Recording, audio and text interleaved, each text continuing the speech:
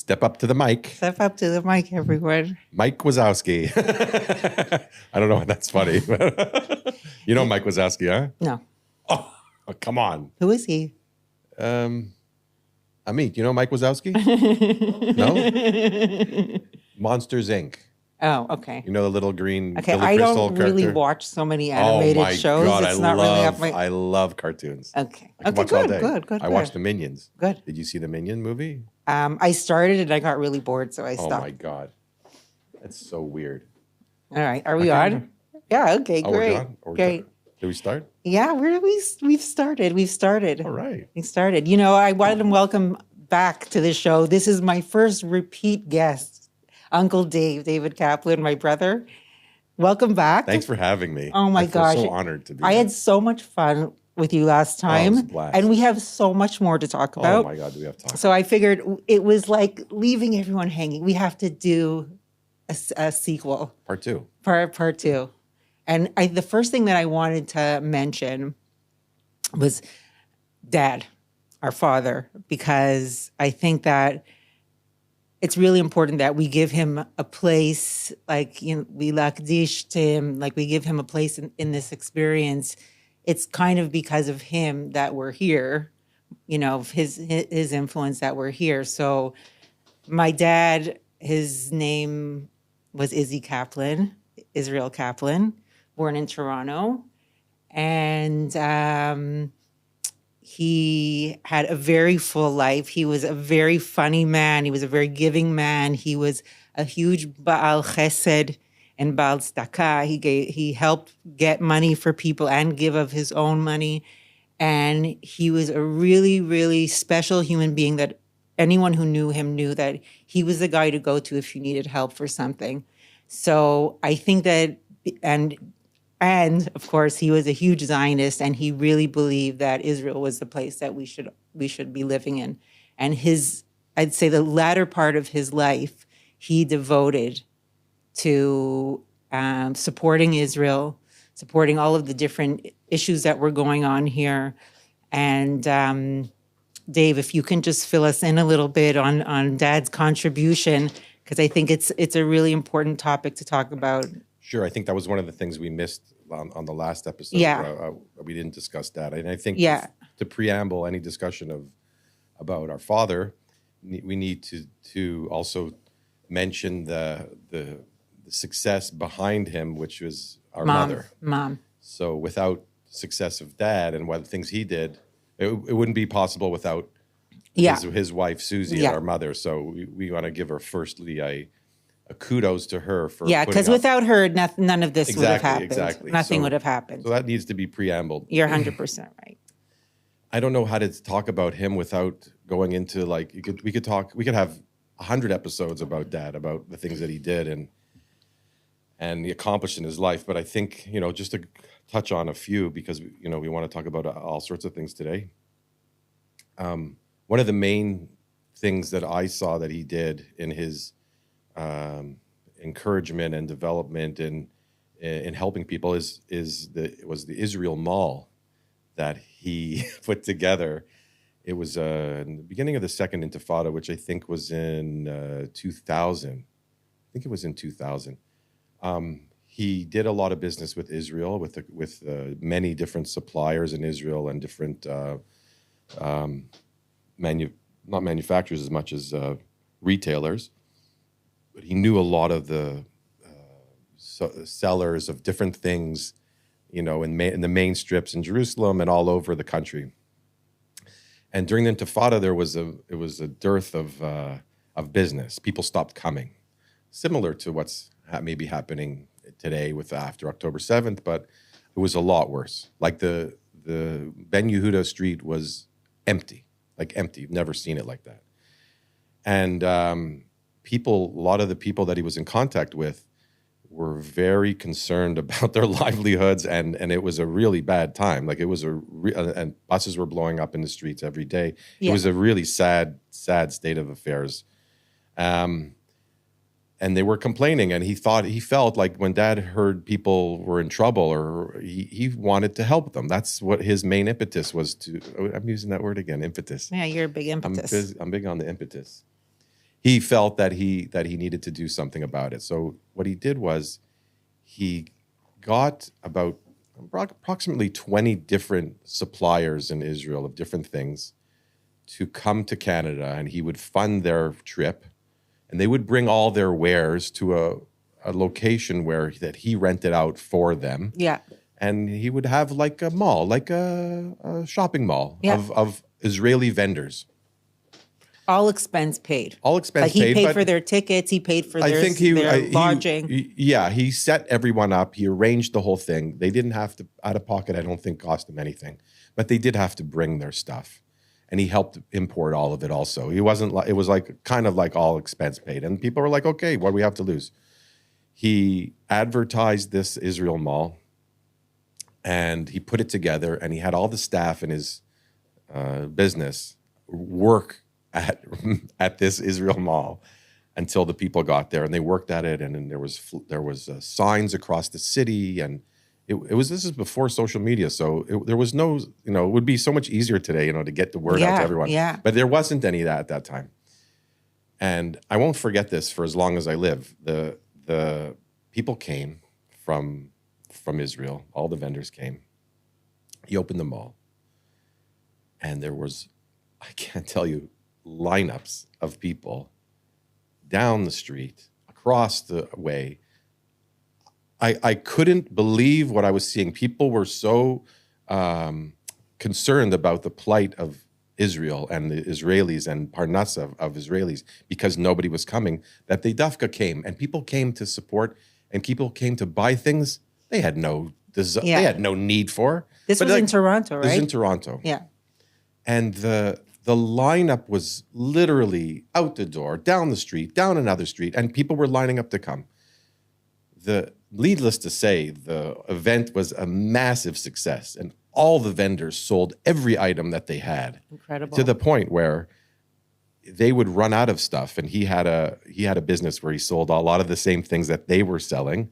He would go into his store and he would collect all sorts of items to resell to the people for these vendors.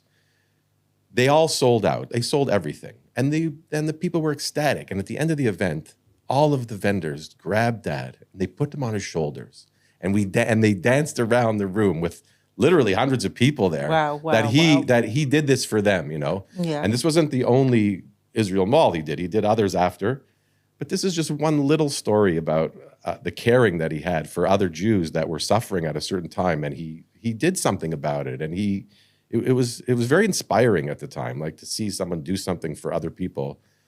And I can tell you so many stories, but that was just one highlight of Dad that I think that people didn't know or don't know or should know. And then that a person can really do a lot more than you think you can do for others. 100%. Yeah. Like what I was going to ask you was, what kind of impact did Dad have on your life? And I'm not necessarily talking about parenting skills or whatever, but he had some really maybe superhuman powers, at least in my eyes, where he was able to do things like that single-handedly. And I'll tell you, from my perspective, like, he taught me something about going for it, like never limiting yourself to something in your mind and saying that it's impossible. Like, he accomplished really, really big things. Of course, there were a lot of sacrifices that had to be made and whatever, but the issue of time with Dad is really significant to me. And the fact that, sometimes we look at things and we say, it's going to take too much time to do something. It's going to take too much effort to do something. But with Dad, it was always like, do it first and see what happens later. First, try, Definitely. First try. And he was very big into jumping things that it looked overwhelming for most people, but for him, he was able to accomplish it, or at least make a dent in that situation. And do you have anything that you want to add to that? Well, I agree with everything you say. I don't know that I haven't really thought of it too much about the impact that he had on me, although I'm sure there's a lot of things. But I do want to say that the October 7th war that we had, Dad took Alon Davidi, the present mayor of Sderot, under his wing. He stayed in our house for a long, long time. And Yeah. Dad taught him the ropes on how to become the mayor. People don't. Dad taught him the ropes on how to become a mayor? He considers Dad a father, like a father. Yeah. And do you know what Dad did in Sderot? What he did for Sderot? some of the things I do know. Because when I came back, when I made Aliyah, Alon called me and he said, I want to come and show you some things. Yeah. So he took me into Sderot and we would drive around and he showed me all the different things that Dad was responsible for. And I would go to a park, right? And there'd be like a miklat there in the middle of the park. And he says, and there was kids playing there and a mother playing there. I'll never forget. And he goes to the woman. He goes, this guy I'm with here, it's Izzy's son. You're Izzy's son? Really? And like, this is a stranger in a place I've never been. It was bizarre. But he did a lot of things. He sued the Israeli government for 1 billion shekels to put shelters across the city. And won. And won, yeah. And won. Yeah, there's a shul in his merit, there are shelters now in public in Sderot. Before Correct. there weren't. Correct. There weren't. Correct. He did a lot of things for that city. Yeah.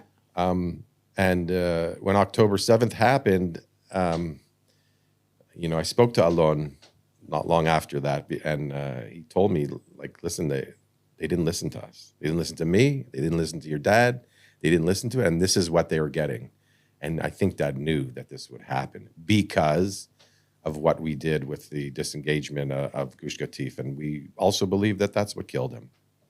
That he couldn't face the expulsion of Jewish people from their homes. Yeah. Because he foresaw what was going to happen. Oh, yeah, for sure. Yeah. And we are experienced today. I don't know. It doesn't matter if you're left or right, what you believe in. We know, and everybody knows, this happened because of the expulsion. Well, it didn't help the situation. No, I don't think again, I'm not a prophet, but I don't think this would happen if we didn't expel the thousands of people from Gush Katif. I don't know. Like, Hamas is still Hamas, whether Gush Katif was there or not. I'm not saying that I'm completely. I was 100% against the Pinoi, but to be so like naive to think that if the people were there, this wouldn't have happened. I think it would have just happened eventually. I think it was. I don't know. I don't think so. But Dad was like really, really for us making Aliyah. And I have to say, we keep speaking about Dad in the past, but I never really said that. He passed away in 2010 on March 15, and he died really young. He was 63 years old. He had pancreatic cancer, and he died from the complications within like 3 months. He was diagnosed, and he was just vanished. He was gone. But his dream, and I think a big reason why I'm in Israel now, was because of him and because he really directed us into the direction of making Aliyah.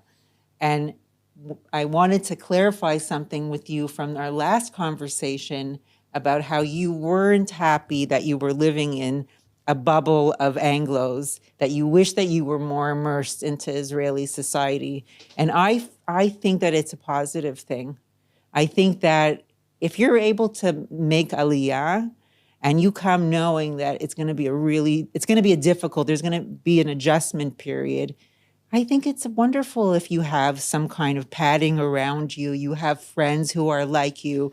I think that Israel is what you make it. And I think the more and more people are going to start to come, and I think that it's going to be different. It's going to be different. I know what you're going to say, that there are things that we miss out on and that we learn the hard way about everything. But still, if it's going to be hard, like what's a little bit of comfort, just to help you get through it, people to talk to who are going through the same thing. I think it's important. Well, you're talking first. You confused me a little because we're talking about Dad, and now we're talking about but I want to talk because Dad was like really, really wanted us to make Aliyah, I don't think he even thought about the fact that we were going to be different when we came here, or how hard it would be Well, he for us wouldn't to know adjust. because he never came to live in Israel. You're right. So he couldn't know that about how the But challenges. no matter what, like when I would complain to him in the beginning years when I first got here, he would say, I think there's like this pasuk in the Gemara about how like in Yisurim, like if you can't, there's no receiving Israel, the Torah, or Without challenges. or Olam Correct. Haba without Yisurim. Right. So anything that you go through here it comes with the territory of living Right. here. It's the price you pay. Right.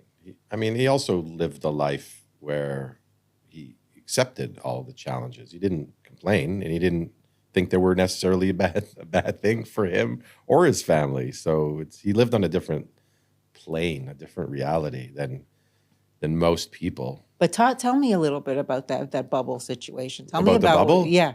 Tell me why you're like a little. Why do I feel the way I Yeah. feel about Yeah. the Anglo Yeah. Ole bubble? Yeah.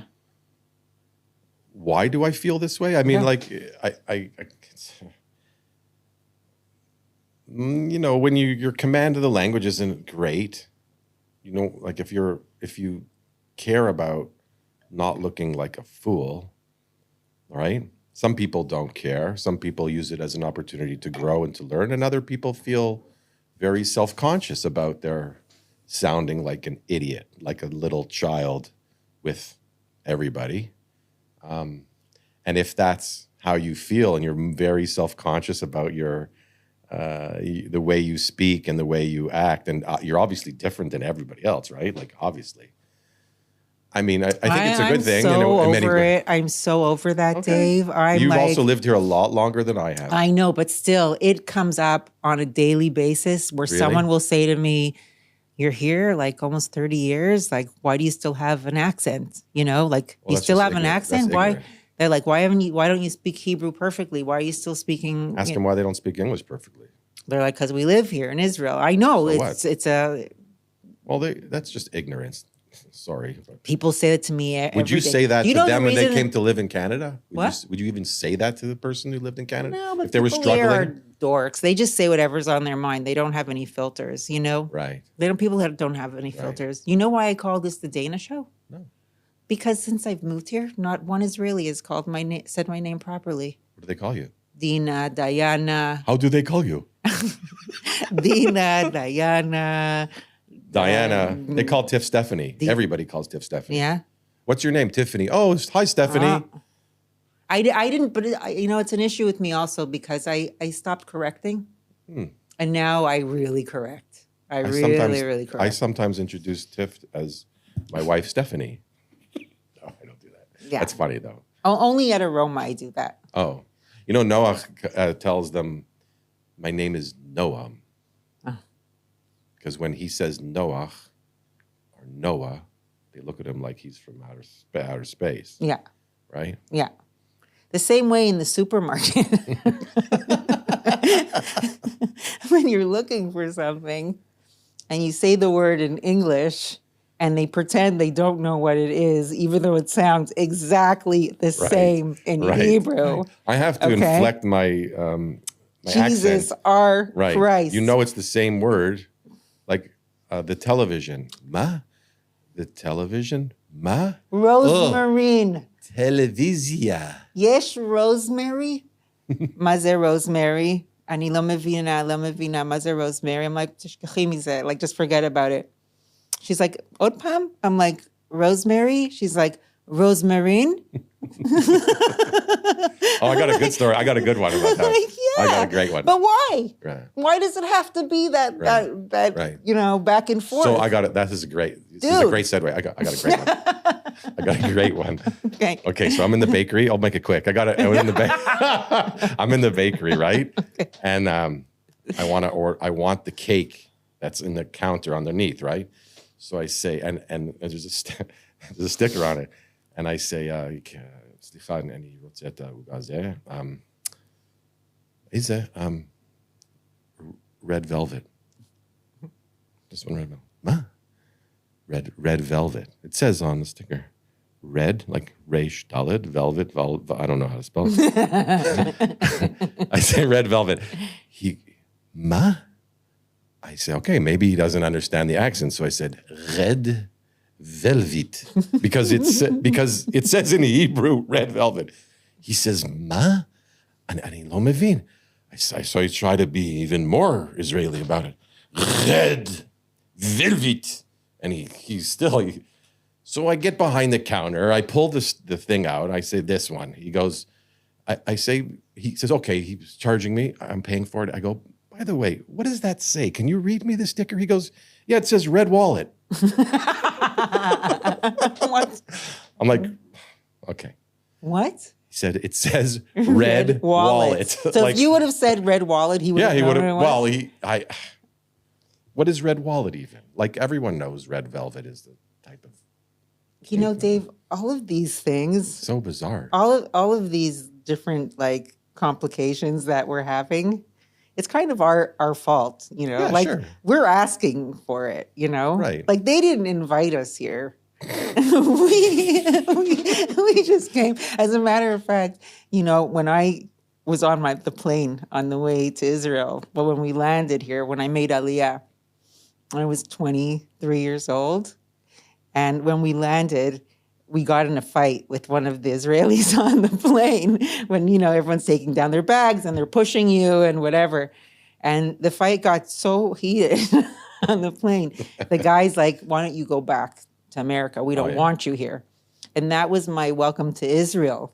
I've gotten that greeting. Yeah. I didn't even get off the plane yet. Oh, yeah. We asked for it. Oh, yeah. We asked for it. When we got off the plane and people would come and say, oh, you're what? Like they said, we're making Aliyah. Why? Why would you come here? I don't get it. Like everyone's trying to leave.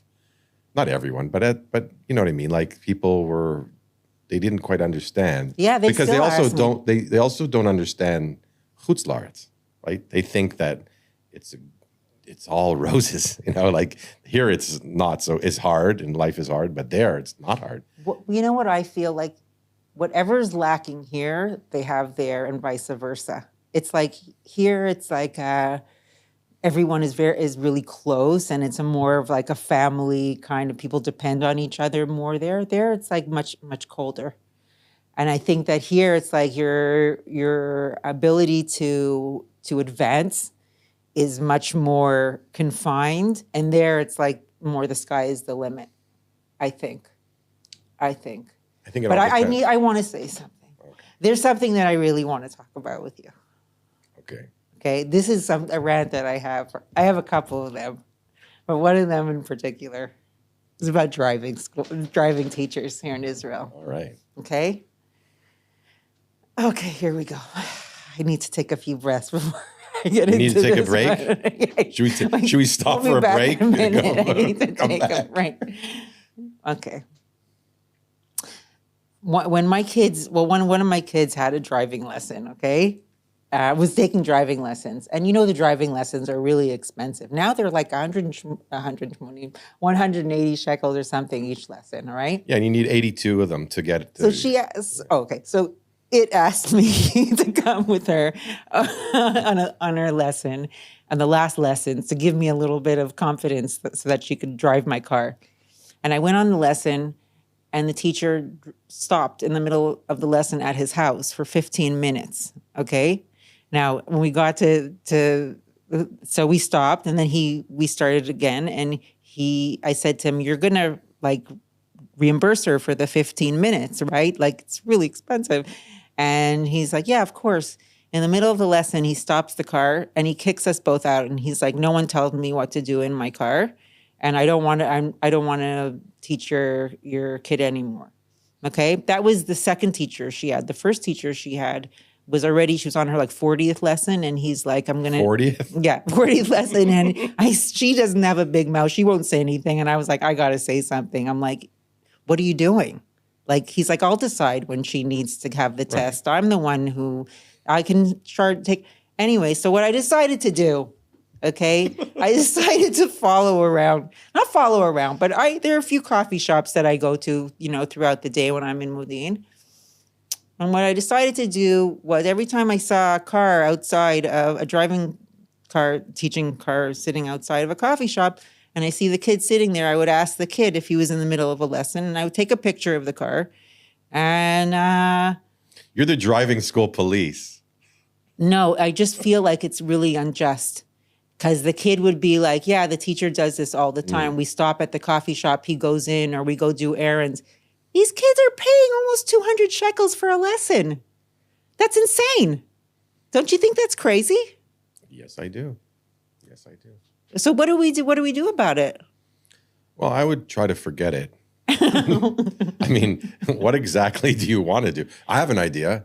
You could become a driving instructor, right? And change the whole system of driving school. I just want it to be fair. And you can drive a Tesla for free. I just want it to be fair. That's all. That happened to me when we first made Aliyah and we had a real estate agent take us around. Yeah. And she asked if we could pick her up, which I thought was a little bit strange in the beginning. Anyway, we rented a car and we're coming to check things out. And we were in Beit Shemesh. I won't forget this. And Tiff and I are come to pick up this lady, and we're sitting in the car, and we picked her up, and we're expecting to go to see a property, and she's like, "You don't mind if we go? I have to visit another client or my husband. I don't remember who it was." And okay, whatever. And she took us to do her own personal whatever the hell she was doing. Are we supposed to just accept this kind of behavior? No, so we go and we park the car, and she gets out and goes inside, and Tiff and I are sitting there. We're looking at each other for a few minutes, and then this massive tumbleweed rolls by us. We're sitting there, and we look at the tumbleweed rolling by, and we look at each other, and right then and there we knew we're not moving to Beit Shemesh. And we didn't know Beit Shemesh from Modin from anywhere. We didn't even know on the map where these places were, but we knew that we're Beit not moving Shemesh there. is really beautiful. I'm not saying It's no. really it's like in an area where it's really, really beautiful. The mountains that surround it there, they could do so much. I don't know why they started off on such a weird foot there. I don't know. I have nothing Right? bad to say No, about it. not but me it's neither. But the place has it's a lot of potential. right. A lot. Right. As a Well, matter of fact, you go there to do shopping sometimes, right? Yeah, sometimes I do. Sometimes there's a store there. I love that Shabbos store that sells all the Hamish food. All of that. Oh my God, I love that. We don't want to talk about food right now, but they sell all the Jewish stuff, like the stuff that comfort food. Yeah. Like cholent and kugel and the fish and the How candies. much do you think? How many pounds of cholent do you think they make every Friday? Oh my God, it's insane. Insane, They make right? there, yeah. I can't eat cholent. I've eaten cholent in years. Yeah. I make it though every week. I know my kids love. Oh, love Yoni cholent. loves cholent. But I'll tell you, cholent is like the ultimate meal. You have everything you want in Yeah, it. cholent's It's great. not unhealthy.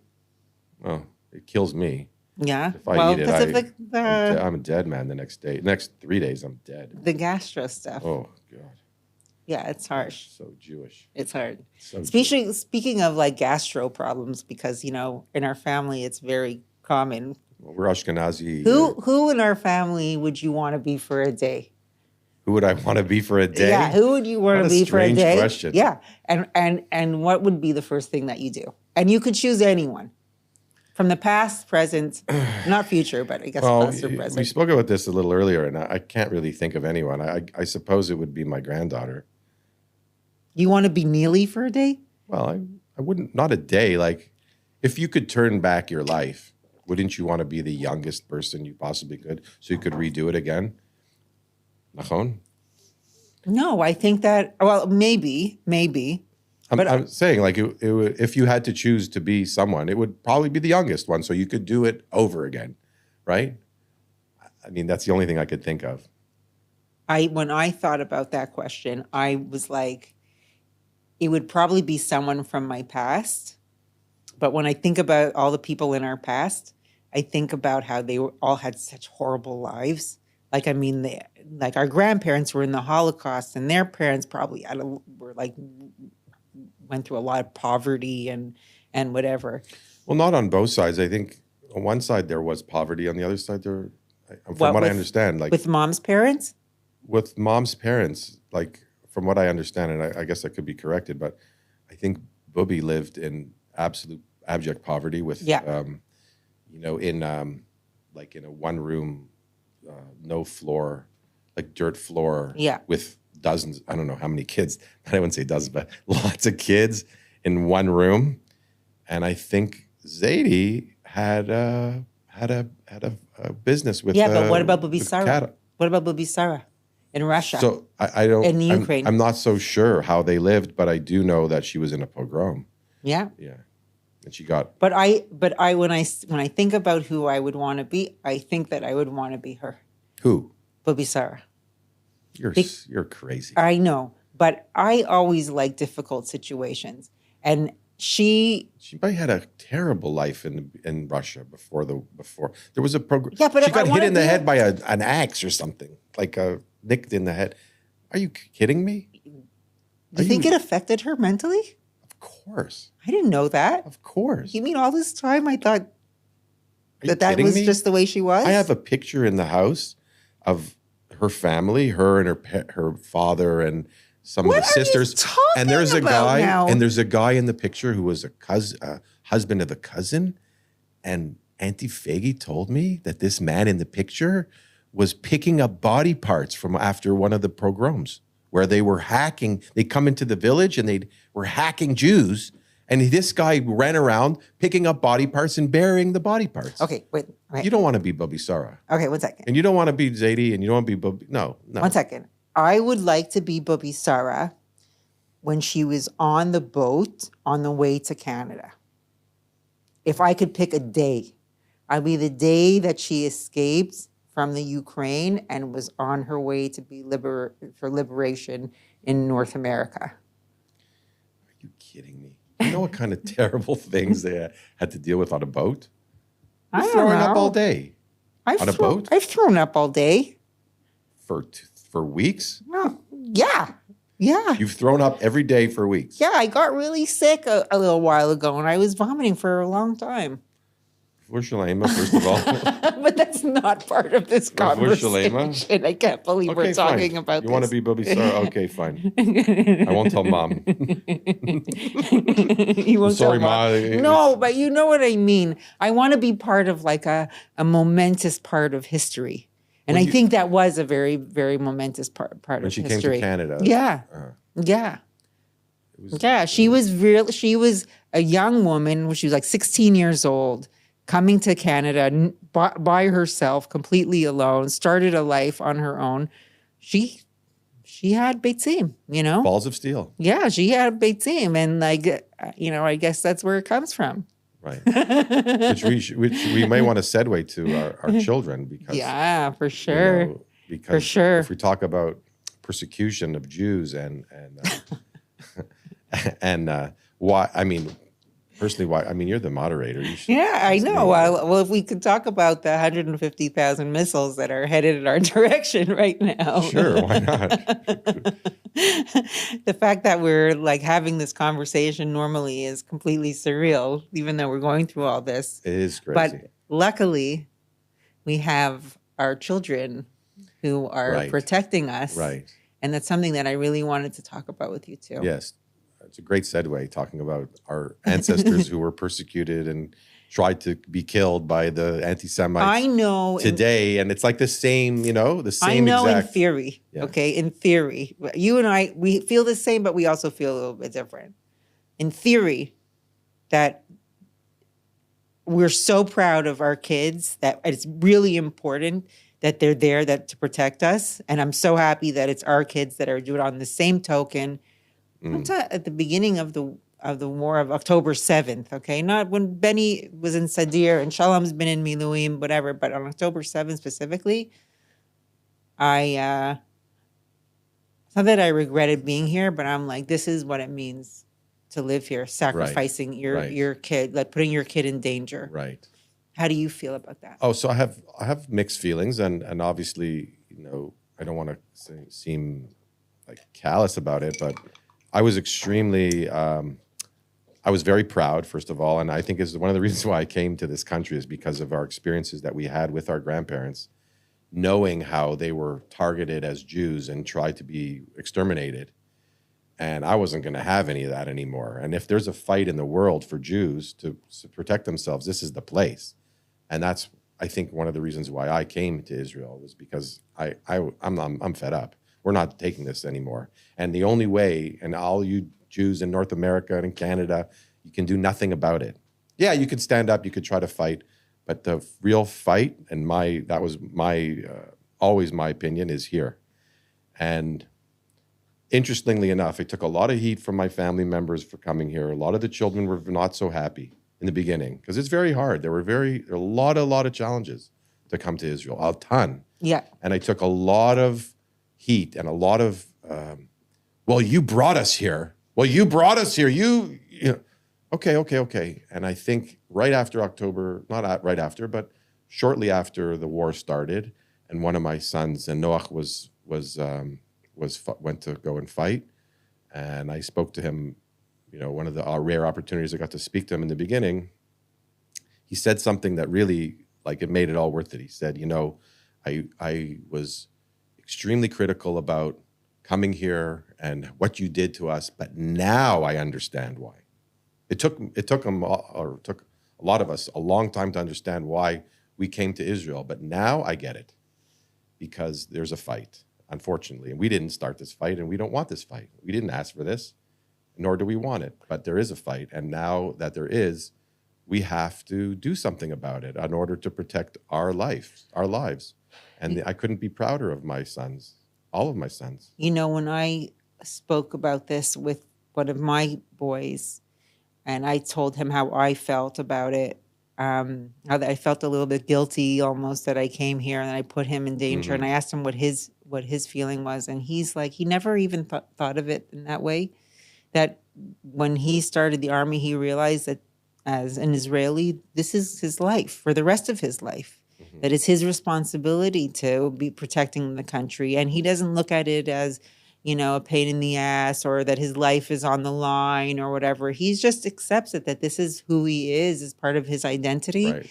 Well, and I was so proud and so impressed by that perspective. The next the generation behind us, it's so unbelievable of all these young people who put their lives on the line for their families and their friends. And you thought that a lot of these younger people are woke, like they're, it's all me, it's all about me. Yeah. I couldn't be further from the truth in this country. Couldn't be further from the truth. Yeah.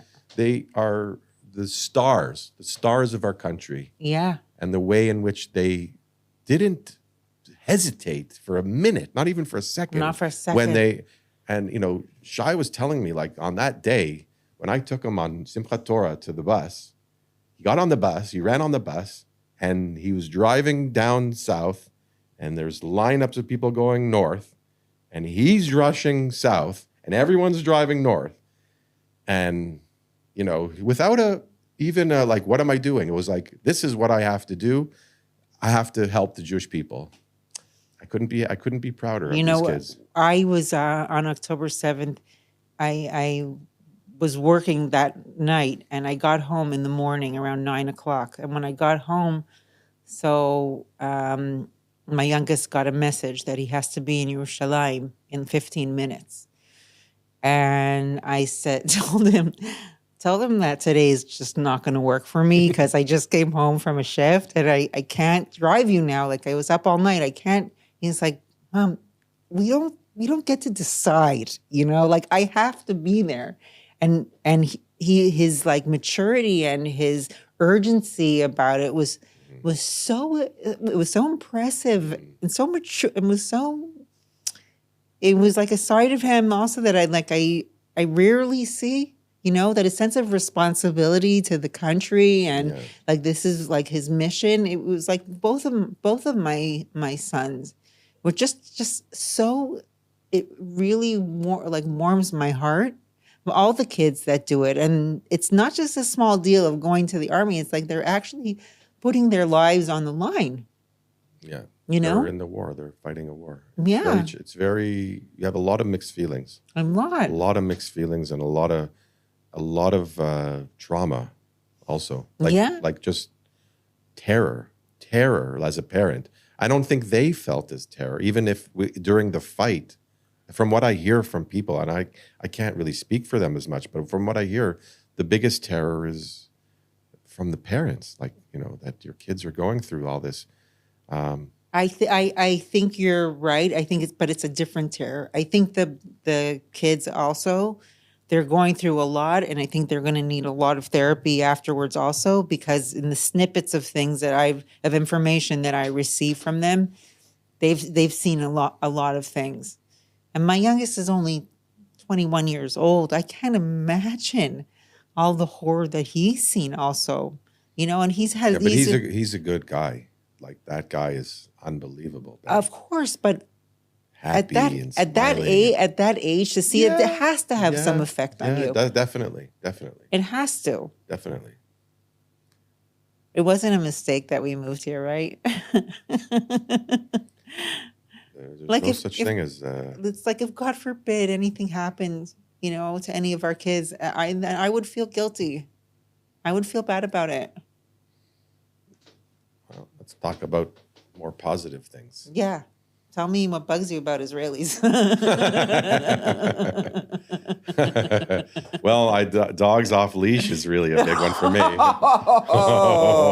Dogs off leash. Okay, here we go. You ready? I'm super ready. Okay, so I have 4 dogs. 4. Yeah, I have a Kanani, an Israeli dog, who's my Sabra. Which one?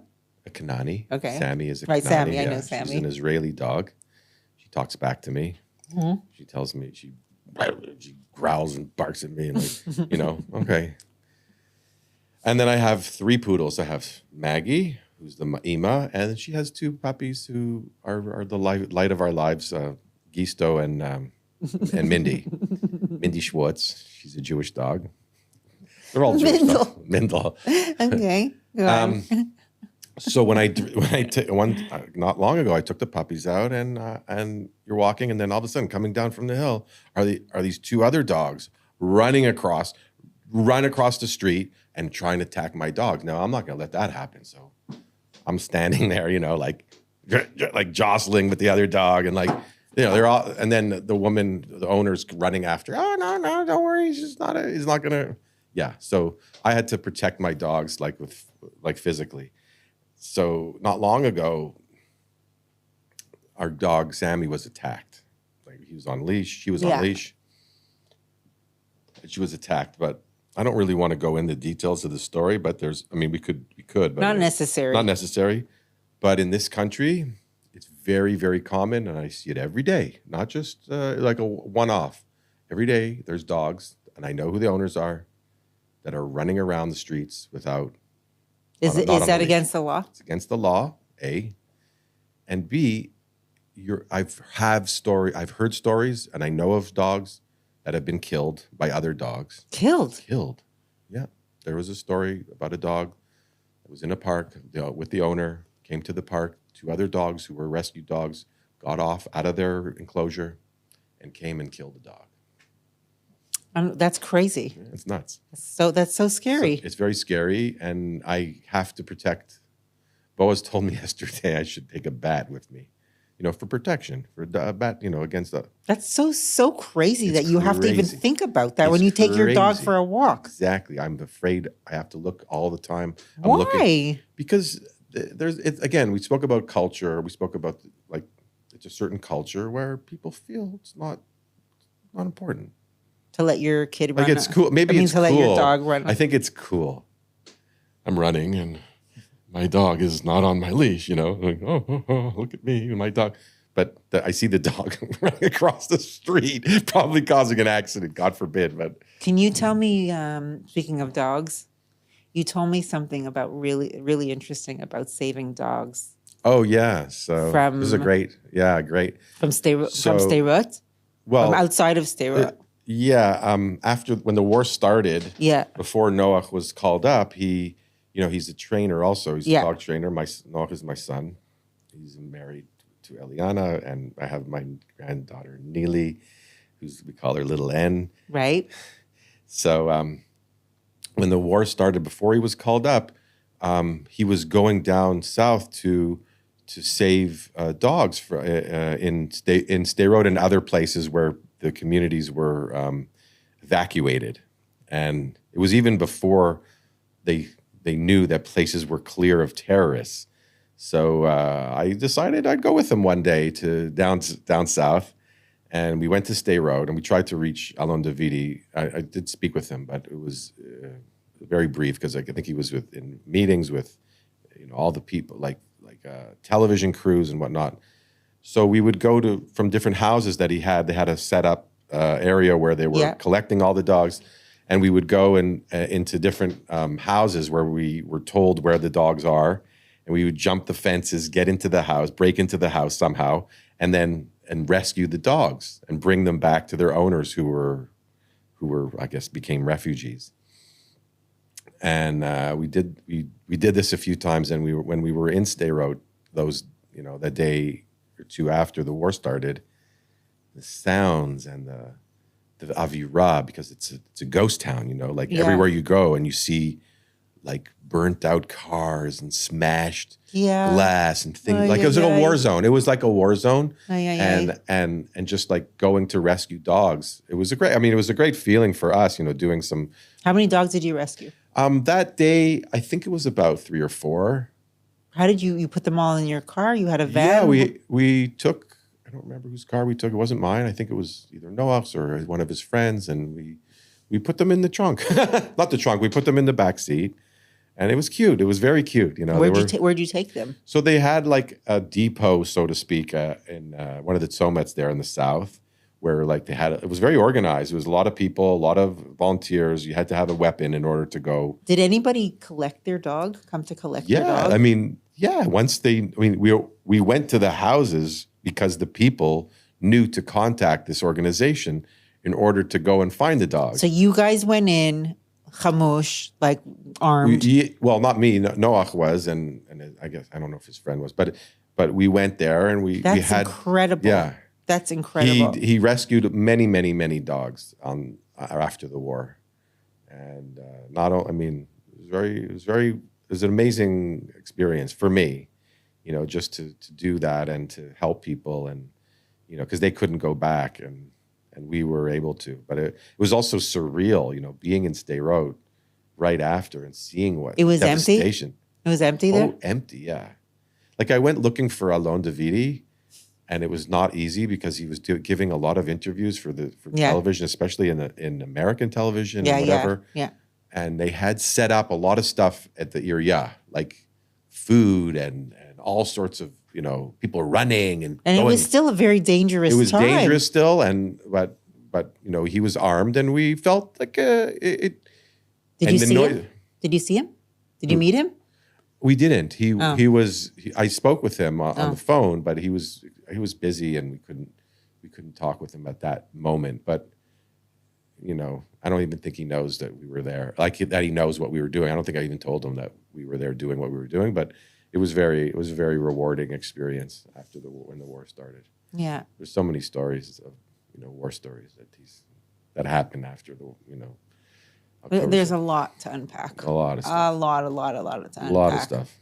But we don't have a lot of time, and I just wanted to really wish you and all of our kids just to be safe and healthy. And anyone who's fighting for us, thank you for your service. And of course, we always think about the hostages and all the families that have been affected by, this war.